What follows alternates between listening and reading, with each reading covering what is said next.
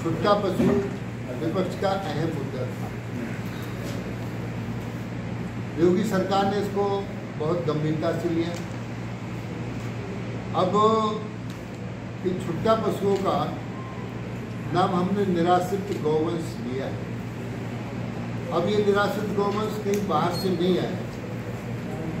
एक ऐसी परंपरा है, पहले तो ये अन्ना प्रथा बुंदेलखंड में थी, लेकिन अब समस्त उत्तर प्रदेश में।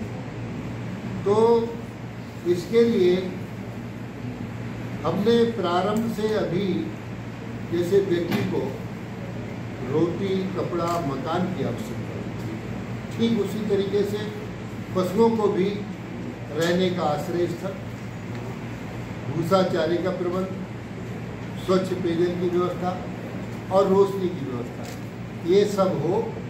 तो इसके लिए हमने जिलाधिकारी और एसएसपी से वार्ता की। जो गोचर भूमियां हैं उनको कब्जे से मुक्त कराया जाए और उन पर हरा चारे की बुआई की जाए। मेरे बगल में बैठे जवाहरलाल नेहरू विधायक आज समीक्षा बैठक में इन्होंने 10 एकड़ भूमि हरा चारा बोने के लिए दान में लिए, तो बधाई देता हूँ। और यहाँ के जिला पंचायत अध्यक्ष 200 कुंटल भूसा दान दिया, महापौर ने भी 200 कुंटल भूसा दान दिया, ब्लाक प्रमुखों ने भी 50-50 कुंटल भूसा दान देने की घोषणा की है। तो ये सब हम इसलिए सभी जनप्रतिनिधि भूसे के माध्यम से गौशालाओं से जुड़ें, गौशालाएं आत्मनिर्भर हों। सरकारी पैसे से ही गौशालाएं नहीं चलाई जाती, ये गौशालाएं समाज के सहयोग से चलें।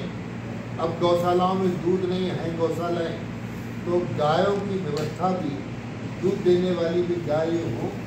एक और गंभीर सवाल, देसी नस्ल की गायें हमारे उत्तर प्रदेश से खत्म ना हो जाए। ऑस्ट्रेलिया हमसे देसी गाय ले गया, बाकी विदेश के लोग देसी गाय की डिमांड कर रहे हैं। देसी गाय में दूध नहीं, द्रव्य है। देसी गाय का दूध, दही, अमृत, गोबर, मूत्र, ये सब द्रव्य कहलाते हैं। तो इसलिए देसी गायों को संरक्षण देने के लिए भी हम नस्ल सुधार करने का काम करें। इनमें सैग सीमेंट देकर इनको, इनका दूध की गुणवत्ता तो है ही, और इनकी उत्पादनता भी हम बढ़ाने का काम करेंगे। और आज विभाग को निर्देश दिया है, जो गौवत्स हैं, बछड़े, इनको बिल्कुल इनका बंध्याकरण किया जाए। और हम यहाँ अभी है नहीं, कुछ समय के बाद किसान को मुर्रा भैंस भी देने का काम करेंगे। तो ये, क्योंकि उत्तर प्रदेश पूरे देश में दूध में नंबर 1 है, यहाँ भी दूध में नंबर 1 हो हमारा बुंदेलखंड, ऐसी व्यवस्था कर रहे हैं। दूसरा, और ये जो हम आपको प्रेस नोट सब दे दे रहे हैं, हमारे कान्हा गौशाला में कितने पशु हैं, निराश्रित गौवंश कितना है, हमारी कितनी गौशाला हैं, ये सब आपको लिख कर दिए गए हैं। दूसरा, एक और, अभी जैसे मैंने कहा कि लोगों की आदत बनेगी गायों को छोड़ने की, तो इसको हम कार्रवाई भी कर रहे हैं और इसको सुधार भी करने का काम कर रहे हैं। तो ये तो जनता के सहयोग से ही चलेंगे।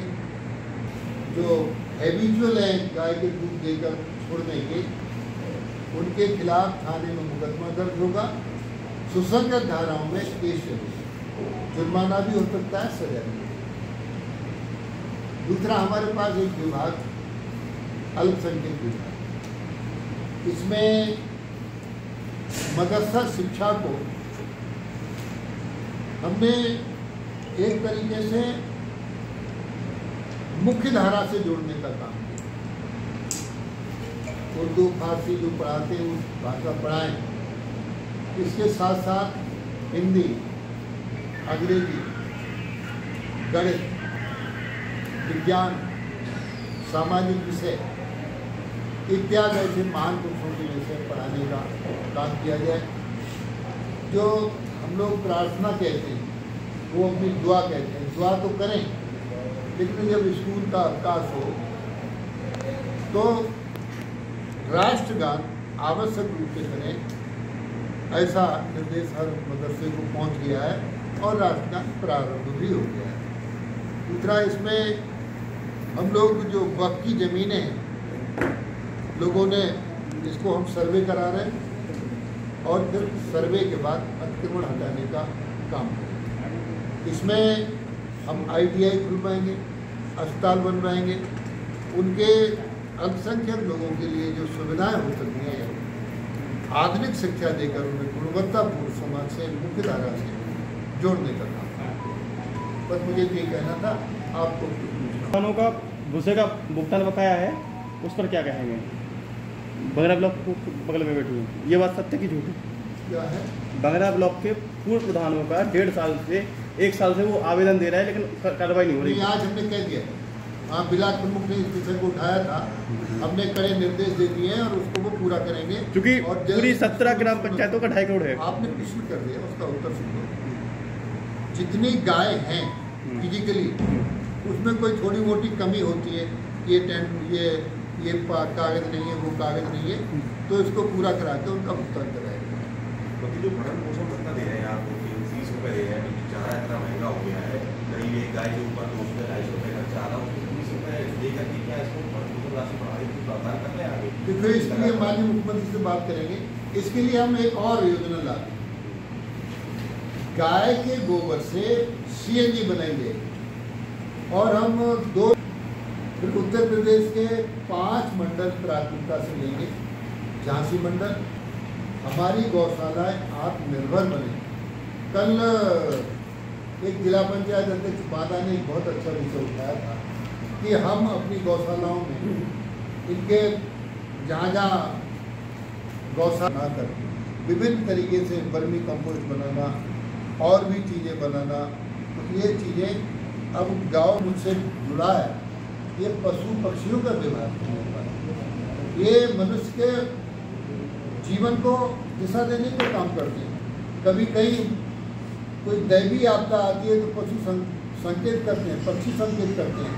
कहीं तूफान आने वाला है तो पक्षी बता देता है चिड़िया, और पक्षी हमें जगाने से लेकर सुलाने तक का काम करते हैं। मुर्गा जब बोलता है तभी मुर्गे की बांग से हम जागने का काम करते हैं। घड़ियाँ तो हमें, पहले घड़ियाँ नहीं थी तो हमें पक्षी ही सहयोग किया करते थे, तो हम इसकी चिंता करते हैं।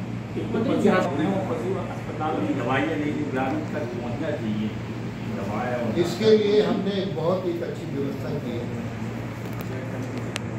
वेटरनिटी मोबाइल वैन, जिसमें एक doctor, 2 compounder, driver 1962 number dial करेगा किसान। 1 घंटे के अंदर उसके दरवाजे पर मोबाइल वैन पहुंचेगी। वहाँ हमारा अलग से ये स्टाफ होगा डॉक्टरों का, तत्काल वहाँ इलाज करेंगे और कहीं भर्ती कराने की बात होगी तो भर्ती होगी। पर पूरी क्षमता से संचालित नहीं है, जिसमें अधूरा बना हुआ है। तो आज अच्छा है, पराग डेयरी यहाँ की घाटी में है। उत्तर प्रदेश में काफ़ी पराग डेयरियाँ हैं घाटी में। आज ये बात आई, यहाँ के GM थे, उन्होंने एक बात बताई कि हम विभिन्न स्तर पर यहाँ छाछ बनाना चाहते हैं, मक्खन बनाना चाहते हैं और भी चीज़ें बनाना चाहते हैं, तो इसके लिए हम उन्हें सुविधा देनी करना। ये बात आप हमको बता रहे हो, क्योंकि किसान की सहभागिता इससे जुड़ी। ये हमारी सोसाइटी है, हर गांव में सोसाइटी बनी है किसान की। किसान ही मालिक है इन चीज़ों का, तो ये मालिक नहीं है, किसान मालिक है। तो अभी शीघ्र लाभ, अभी तो डेमोन्स्ट्रेट होगा, कंपनी ने अभी तय किया, देखा नहीं, ये लगाना